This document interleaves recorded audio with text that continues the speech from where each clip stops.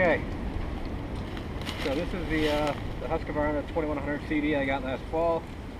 I put a 36-inch bar on it. I built this for milling, but yeah, I don't have everything ready to do milling. I do have a milling rig, but I'm just not ready to do it yet. So I wanted to use it today. Hopefully it's not that bad out. In the fall, I couldn't get it started one time. I probably flooded it, and instead of letting it sit, I goofed around with the carburetor, and it didn't start back up, and I put it away for the winter, and it starts up now, but I can't get it to idle. So I think my idle jet's clogged, so I'm gonna have to pull it out. Fairly sure. I'll show you what it does when I start it up. It starts up nice. It's warm, so hold that in and get started in the air.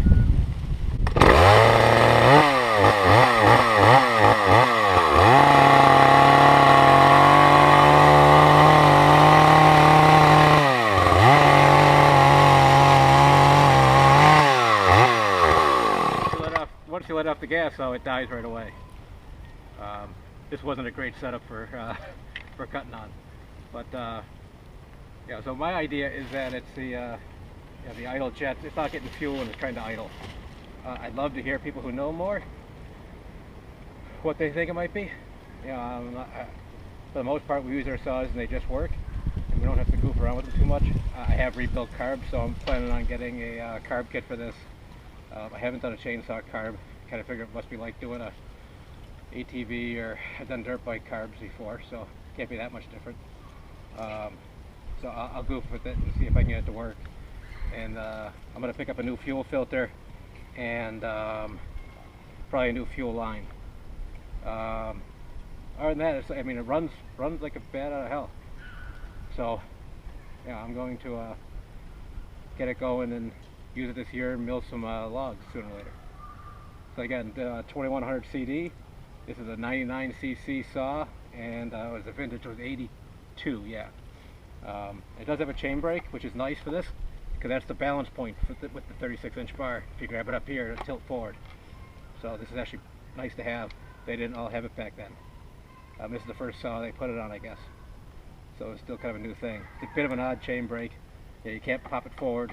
You got to flip this trigger up, and I think the idea is that if it kicks up, it'll run into the stopper here, at least in theory. Hopefully I won't ever find out. But I've been using it all day. It uses about 24 ounces of gas in the tank, and it's because it's not idling. I'm giving it more gas than I would normally use, and it chewed up a lot of gas today. So I'll walk you over and I'll show you the wood pile, what we've been working on today. So last summer we went over while the canopy was still in and marked all of our standing dead trees. Much easier to identify in the summer when there's no leaves on them than it is in the spring. We just finished up maple syrup season, and now it's time to get ready for next year's maple syrup season. And this was about five trees. All little ones though. I mean, the biggest one was probably 14 inches. So we got this down. We probably won't get around to splitting it right away, because we want to go out and get the rest of the standing dead trees so that we can replenish this pile before the canopy fills in. So there won't be any cabin videos probably for a month while we do firewood. Once the canopy's in, we'll start working on the guest cabin ceiling again. But this was the beginning of the season.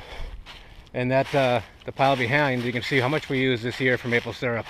Those pallets were full up to there, so probably 3 to 4 quart of wood, and our end total was about 5 gallons of maple syrup. So we'll fill this back up, and then next year we'll take from the front of the pile and work our way back. But we're going to take any of the standing dead that we can get to now before the canopy comes in. And then, there's one cherry, a big cherry we saw that's half of it's dead, but half of it's alive. I might take that down as a milling tree. See how the live half mills, even the dead half, we'll see. I have 2 chains for that saw, and I will take one of the chains and regrind it to a 10-degree angle for doing milling. Yeah, I picked up a mill over the winter from it's called Panther Pro. Everyone else has an Alaskan. This was a bit cheaper. It was home handmade. Guy sells them on eBay, so I'll give a good review on that. I mentioned on Facebook, and I showed a picture. I have an electric grain mill, and I got that for free. The company, the Wonder Mill company, offers it free, and I have to do 3 recipe blog posts, and that's all I got to do. So I figured that was sweet. So I'll do 3 recipe posts in the next 3 months. I'm looking at doing pancake mix that it has all the ingredients, like a ready-made mix, in the bag that you can seal in Mylar, that I can leave out here at the cabin. A biscuit and a bread mix.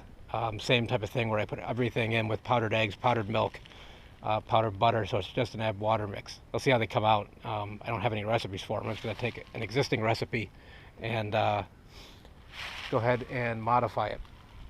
So we'll see how it works. I'm not a baker, but I'm trying to be. I finished up the spoon, and I got a piece of hickory I'm going to bring back, and I'll try to get some videos done of that and show you my process. My first spoon is done, sanded and nice. But yeah, gorgeous day though. Jeez, it had to be 70 today at least. Supposed to snow on Tuesday though. Supposed to get 3 inches of wet snow. So this season's kind of weird. But we'll get some more firewood in, and then we'll get to the guest cabin after that. We have other projects we gotta get done this summer too. It's never a shortage of projects. So until next time, thanks for watching.